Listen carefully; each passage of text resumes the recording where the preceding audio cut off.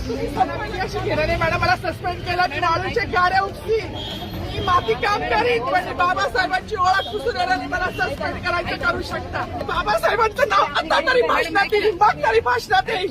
ज्या लोक संविधानाला लोकशाहीला कारणीभूत नाही त्यांची. बाबा साहेब के अपमान पर भड़की लेडी सिंघम।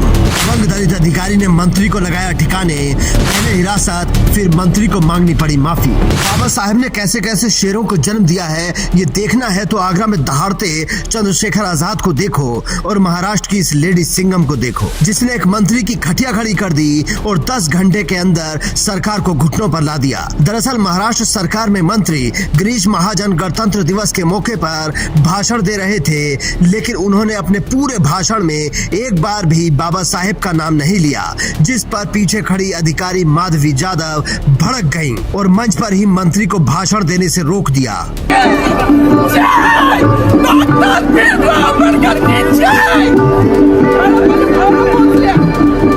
इतना होते ही पुलिस ने अपनी ही अधिकारी को हिरासत में ले लिया।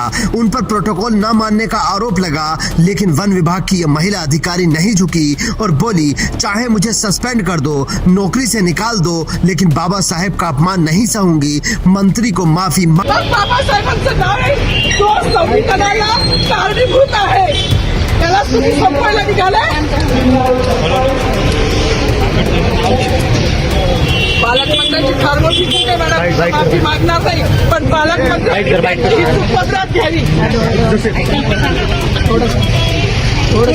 पुलिस अधिकारियों ने माधवी को बहुत समझाने की कोशिश की, लेकिन वो अपनी बात पर अड़ी रहीं और पुलिस हिरासत में भी नहीं घबराईं। उन्होंने साफ कहा कि बाबा साहेब अम्बेडकर की वजह से ही मुझे नौकरी मिली है, जिसके बाद शाम होते होते मंत्री गिरीश महाजन को माफी मांगनी पड़ी। उन्होंने कहा कि अनजाने में वो अम्बेडकर का जिक्र नहीं कर पाए।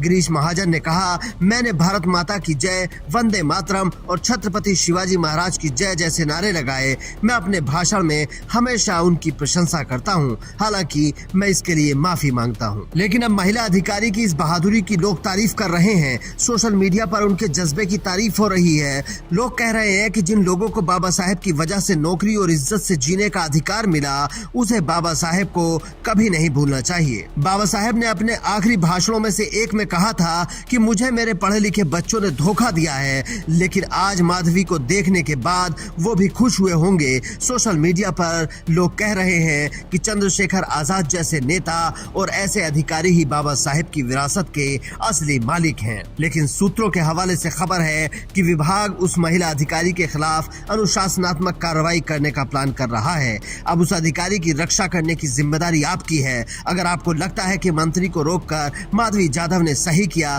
तो कमेंट में जय भीम लिखकर खबर को इतना शेयर करो कि कार्रवाई करने वाले अधिकारियों तक पहुंच जाए और उन्हें समझ आए कि ऐसा करना सही नहीं होगा।